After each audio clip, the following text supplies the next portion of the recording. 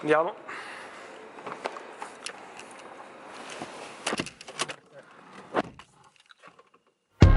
Sarò sincero, ho pensato molto a come raccontarvi la mia storia, perché dopo tutto non ho nulla di particolarmente struggente da dirvi. L'annunzio arriva adesso, però con una staccata incredibile. Mamma mia, Salvadori!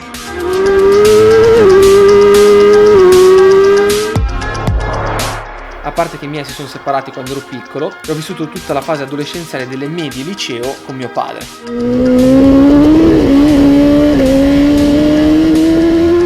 Quindi un ragazzo di Milano come tanti, con i suoi problemi e le sue paure, in un mondo dove già a 16 anni ti viene chiesto cosa farai da grande. Ma la verità è che non lo sai, o meglio, hai solo tanti sogni che ti frullano nella testa e non sai bene da dove cominciare per realizzarli. Dopo tanti errori e momenti bui nel corso di questi anni, posso dire in questo momento di essere quasi sulla cima della scalata per realizzare il mio primo sogno, quello di far diventare la propria passione un lavoro. Le due ruote e tutto quello che ci gravita attorno spero saranno sempre la mia vita e devo ringraziare la mia famiglia che invece di frenarmi mi ha fatto provare tutto, dal calcio ai go-kart da competizione, senza limitarmi su nulla. Ma i motori erano la mia via, lo sentivo dentro. Come se non bastasse, durante i miei 14 anni, mio padre, guidato anche lui da una grande passione per il motorsport, decise di creare una squadra corsa in Formula 1 chiamata Trident Racing. Da quel momento l'adrenalina per legare il profumo di benzina è stata una costante in famiglia. Mentre io prendevo l'aereo per andare a gareggiare agli europei di kart 100 Junior, lui andava insieme alla Formula 1 in giro per l'Europa a seguire il team. E in questi 12 anni si sono susseguiti campioni che sono poi andati anche in Formula 1, come Maldonado e i ragazzi di buone speranze come Twitter, Piquet Junior e Alesi Junior. Not as a stranger in the world, not as something here, not as something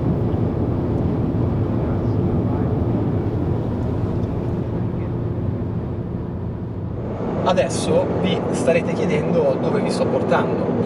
Proprio dove tutto è iniziato, nella sede della Trident Racing a Novara, a vedere quelle monoposto che in tutto questo tempo, per mia scelta, non ho mai chiesto di guidare, perché non aveva senso. Ma adesso, con tutti gli sviluppi che vi ho raccontato in questi ultimi giorni, un senso ce l'ha. Non so ancora bene quale, ma ce l'ha.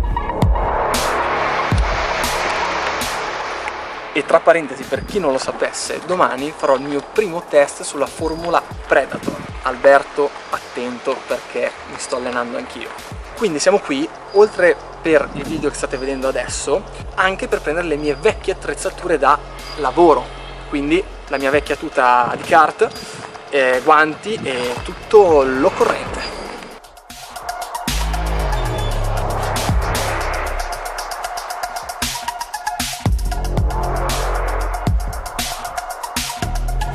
Bene, come state vedendo questa è la stanza dei trofei, ci sono foto che vanno dal 2007 fino al 2018, qui abbiamo ad esempio il buon Alesi nel suo primo podio, qui invece abbiamo qualche foto della Formula 2.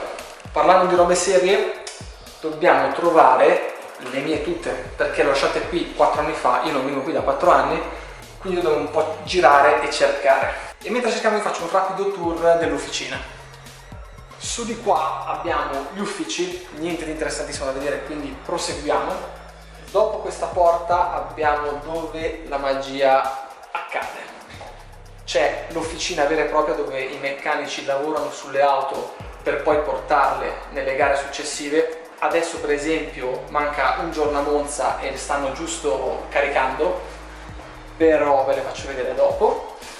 Poi esattamente qui dentro, che è una porta, come vedete, innocua, sembra, non so, un bagno, un cucinino, e invece dove passavo tutti i miei inverni negli anni passati, e adesso capirete perché, e probabilmente è dove ho lasciato di sicuro le varie tute e tutto il resto.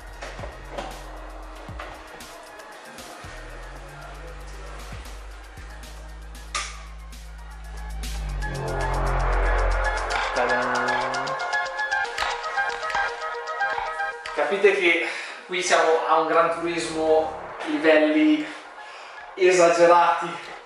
Questo è proprio un simulatore dove i piloti si allenano prima delle gare per testare gli assetti, per trovare i punti di staccata, e i piloti di auto sono molto avvantaggiati perché questa cosa qui si può fare solo nelle auto. Nelle moto è molto più complicato avere un simulatore che veramente ricrea completamente le condizioni delle piste in modo così realistico, perché qui veramente riescono anche a modificare l'assetto, provano un'ala più carica, un'ala meno carica, un rapporto diverso. E vi dirò di più, è così realistico, per farvi capire la differenza appunto tra un simulatore di moto che semplicemente si piega e questo che alla fine in macchina ti serve solo avere un po' il movimento, lo sterzo che ti dia le stesse sensazioni che ti dà in macchina e le forze dei pedali. E qui addirittura abbiamo ricreato la pinza della macchina vera che quindi ricrea la forza sul pedale uguale, quindi quando noi andremo a schiacciare qui sul pedale la forza sarà identica e quindi se esageriamo si bloccheranno le ruote nel videogioco e se non esageriamo faremo la staccata perfetta. Vabbè, come al solito ci perdiamo nei piaceri al posto che nei doveri. Dovevamo trovare la tuta e secondo me l'ho lasciata qui da qualche parte, visto che di sicuro quando mettono le robe via le mettono qua e invece no, solo cianfrusaglie. Vediamo un po' qua.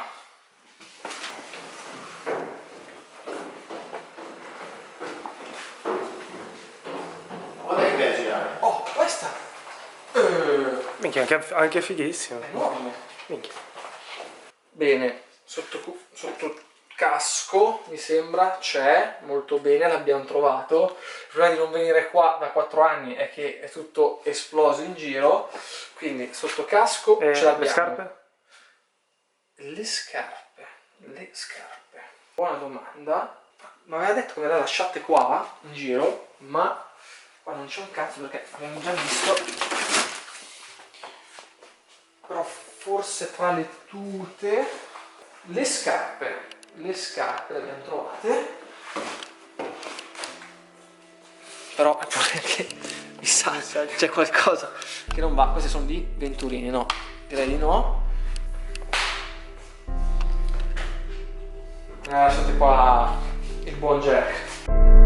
Vedete, questo per me era il paese dei balocchi. Venivo qui, respiravo un po' di aria dei motori e tornavo a casa. Poi da piccoli, quando si è più portati a sognare, questo era il miglior posto per farlo. Prendevo un volante, mi sedevo nella scocca della GP2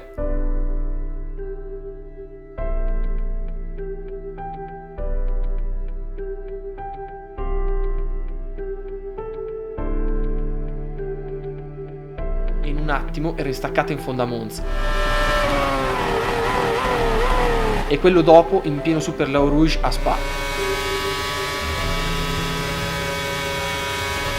Ma la cosa più bella di tutto questo è che a inizio video vi ho detto che ancora non sapevo bene del perché siamo venuti qua, del perché ci sono tutte queste auto intorno a noi, eccetera eccetera eccetera. Però, sorpresa delle sorprese, invece lo so. Ho solo voluto tenervi un po' sulle spine.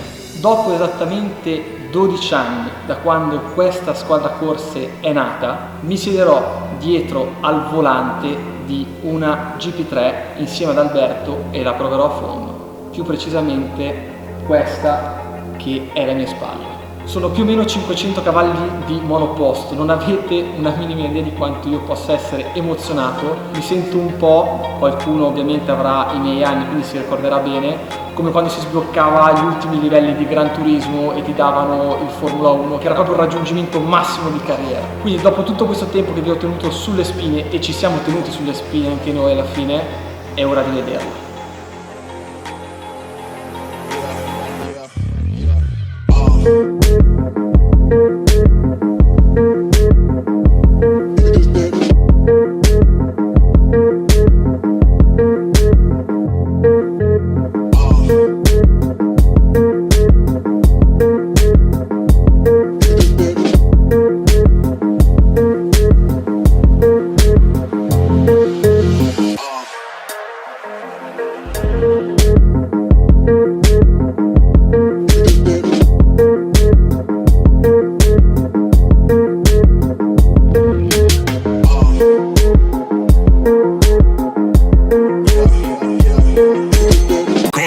loving and I like a drink. Fuck.